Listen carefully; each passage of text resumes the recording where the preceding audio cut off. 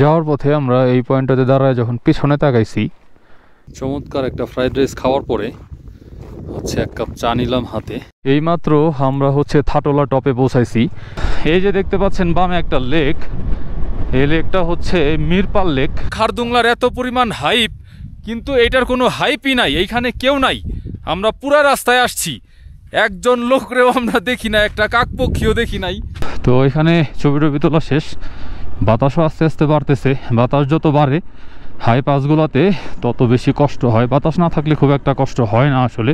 এখন হচ্ছে এখান থেকে আমরা ব্যাক করব। ব্যাক করে পরবর্তী টার্গেট হচ্ছে আরও 2-3টা পাস আছে, সেই পাসের উপর দিয়ে আমরা চলে যাব হচ্ছে হানলের উদ্দেশ্যে। মার্সিমিকলা থেকে নেমে আমরা চলে আসলাম আবার ফোবরাং গ্রামের এইখানটাতে। এই হচ্ছে ফোবরাং গ্রামে যাওয়ার রাস্তা। এখন আমরা আবার যাচ্ছি প্যাংগংয়ের দিকে। প্যাংগংকে লেফট সাইডে রেখে আমরা চলে যাব হচ্ছে হানলের দিকে। এটা হচ্ছে মান ভিলেজ। আমাদের প্রাইমারি টার্গেট হিসেবে আমরা এই জায়গাটারে রাখছিলাম যে এখানে এসে থাকবো, কিন্তু যেহেতু আমরা মার্সিমিকলা যাবো এই জন্য মার্সিমিকলার কাছাকাছি যে লেক ভিউ পয়েন্টটা ছিল সেখানেই হচ্ছে আমরা রাতে থেকে গেলাম। মান ভিলেজটা অনেক বড়, এখান থেকে লেকের ভিউ সুন্দর, বাট আমরা যেখানে ছিলাম সেইখানকার ভিউ কিন্তু অনেক সুন্দর। যাওয়ার পথে আমরা এই পয়েন্টটাতে দাঁড়ায় যখন পিছনে তাকাইছি, এইখান থেকে হচ্ছে এখন পর্যন্ত লেকটা আমাদের দেখা মতে বেস্ট।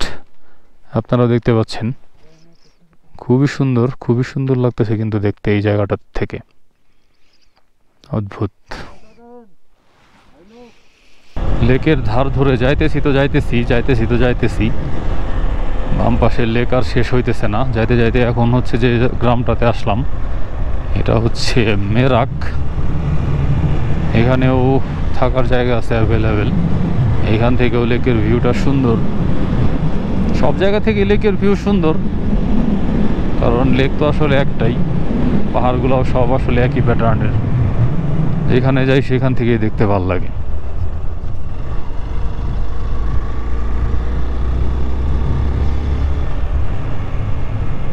তবে এগুলা হচ্ছে এক একটা ভিলেজ, আর আমরা যেখানে ছিলাম ওইটা কোনো ভিলেজ না, ওইখানে হচ্ছে লেক ভিউ মানে উপর ডিপেন্ড করে জাস্ট কতগুলা মানে যে হোটেল টাইপ গড়ে উঠছে আর কি, ওইটা কোনো ভিলেজ না।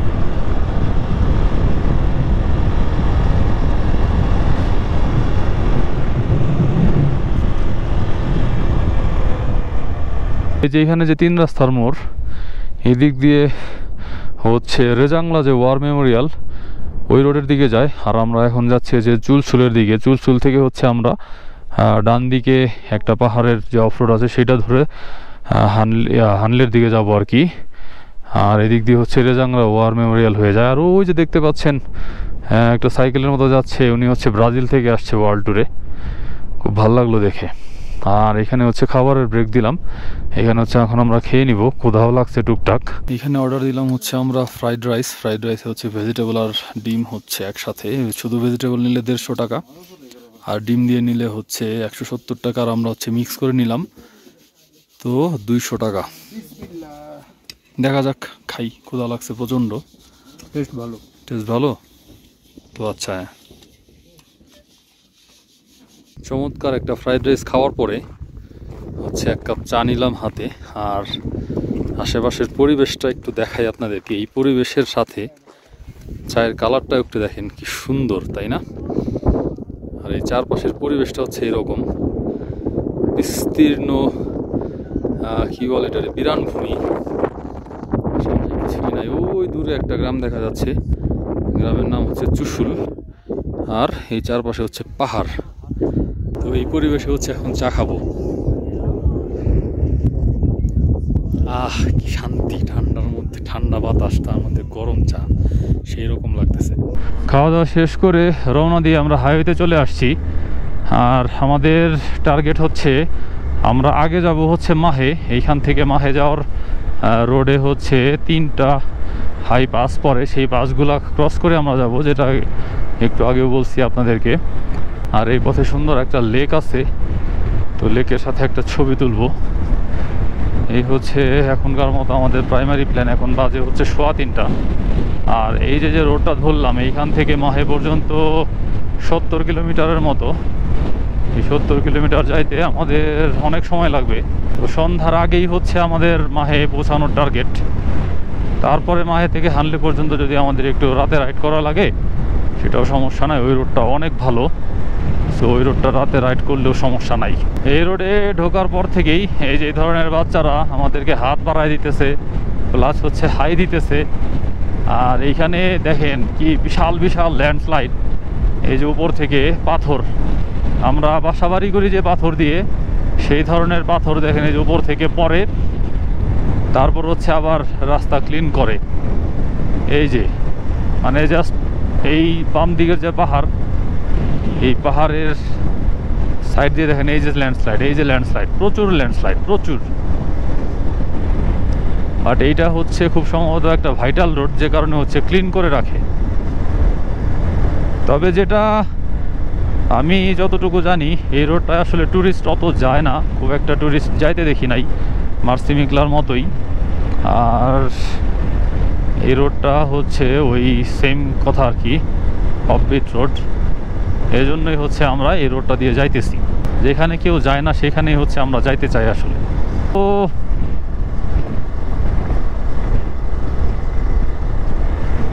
আমরা এমন একটা রোড দিয়ে যাইতেছি, শুধু লুপ আর লুপ, শুধু লুপ আর লুপ। ড্রোন শট নিতে পারলে হয়তো আপনারা দেখতে পারতেন ক্লিয়ারলি। এইখানে একটা, ওই পিছনে একটা রেখে আসলাম, এত সুন্দর লাগে দেখতে। গাটা লুপ আসলে কোনো লুপই না, কারণ গাটা লুপের কোনো ভিউই নাই আসলে। এটা সবগুলা একদম একভাবে এক সমান, মানে চোখের দেখার সৌন্দর্য অন্যরকম। এইমাত্র আমরা হচ্ছে থাটোলা টপে পৌঁছাইছি।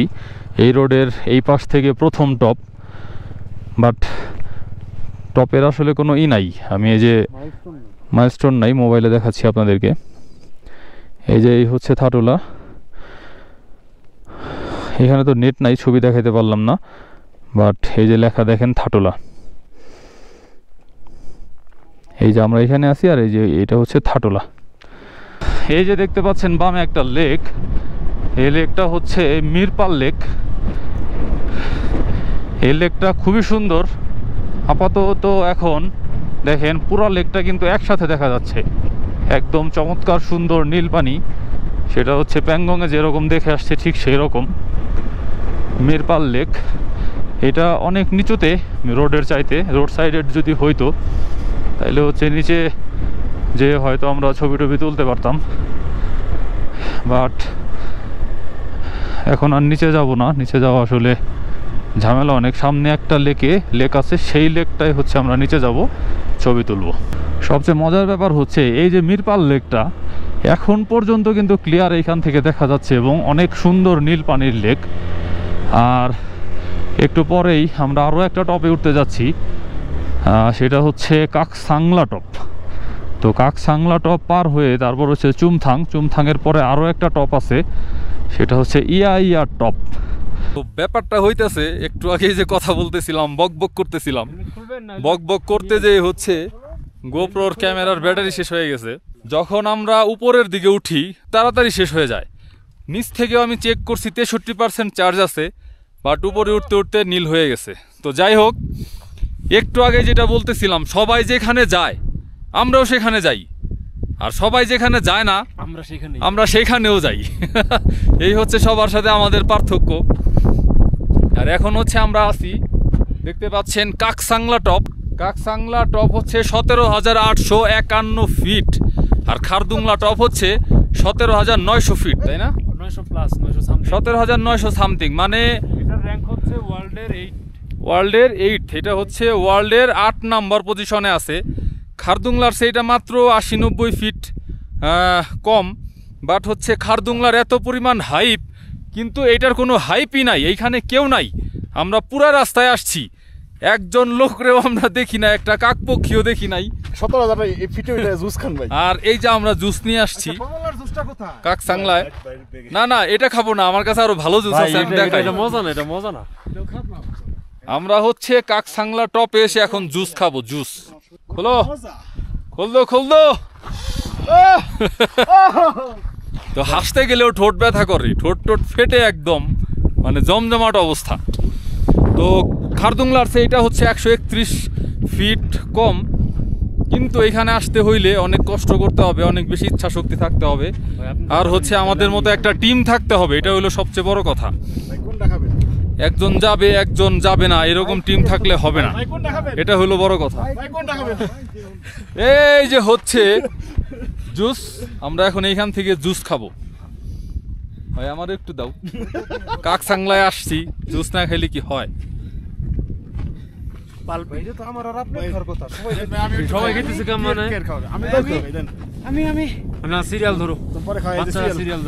সবাই এখন আমরা জুস খাইতেছি। আর একটা সকালে যে পাশে গেছিলাম আমরা মার্সি মিকলা, সেখানেও সাধারণত কেউ যায় না। তো এতগুলা কথা বললাম আসলে এক্সাইটমেন্টের কারণে। আমাদের বাঙালি বাইকাররা হচ্ছে গুটি কয়েক ছাড়া খুবই আলসে প্রকৃতির, তাদের শুধু উমলিংলা যাইতে হবে, খারদুংলা যাইতে হবে। কিন্তু এই ধরনের খুঁজে খুঁজে যে টপগুলো আছে সেই ধরনের টপে তাদের যাওয়া যাবে না। 1 মাস সময় লাগে ম্যাপ বানাইছে সাফা। সাতমান তোমার গায়ে কি আছে? আমরা ম্যাপটা দেখাই। হ্যাঁ ম্যাপ অবশ্যই দেখাই ভাই, এই যে আমরা ম্যাপ দেখাই দিই, আমাদের নিজের সময় আছে, নিজে ডিজাইন করছি, নিজে সবাই কোনো কিছু ভাইবেন না, অনেক কিছু করা বুকছিল। এই যে হচ্ছে আমাদের ম্যাপ, এবং আমরা এই সবগুলো জায়গায় মোটামুটি আমরা এখানে শুরু করছি।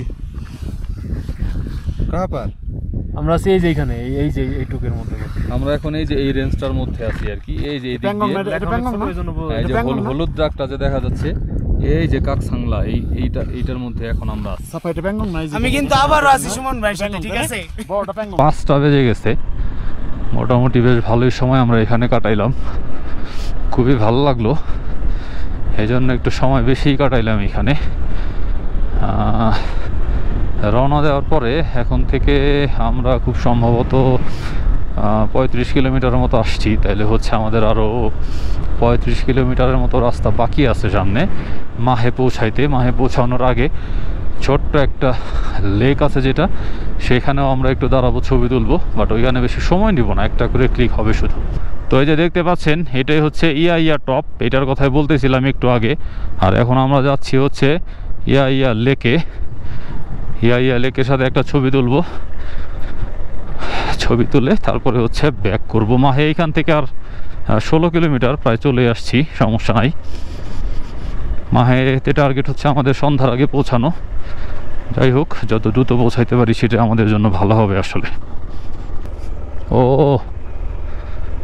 লেকের পারে নামতেছি আর ভালো লাগতেছে।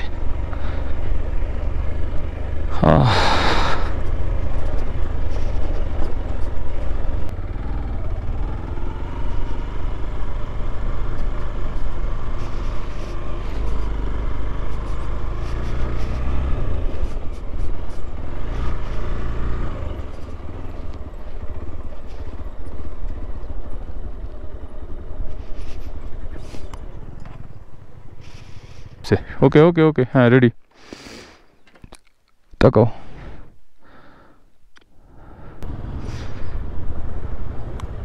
তো এইমাত্র আমরা হচ্ছে মেন রোডে আসলাম, আর এইখান থেকে হানলে আরও 84 কিলোমিটার। এখন আমরা এই যে বাঁদিকের রোডটা ধরবো, এই ডান দিকে গেলে হচ্ছে কারু হয়ে লে, উপসি কারু হয়ে লে, 162 কিলো। তো কালকে এই রোডে আমাদের আবার ব্যাক করতে হবে, এই রোড ধরেই হচ্ছে কালকে আমাদের আবার লের দিকে যাইতে হবে। তো এই যে হোটেলটা, এটা হচ্ছে মাহে, এইখানে আমরা ম্যাগি খাইলাম প্লাস হচ্ছে চা খাইলাম। এখন আবার হচ্ছে হানলের দিকে রওনা দিচ্ছি, আর সামনে নিয়মা পড়বে, সেখানে হচ্ছে তেলের পাম্প আছে, সেইখান থেকে আমরা আবার আমাদের বাইকগুলো ফুল করে নেব।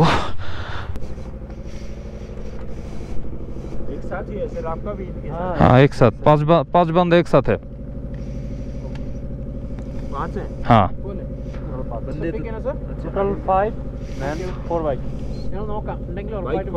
हाँ।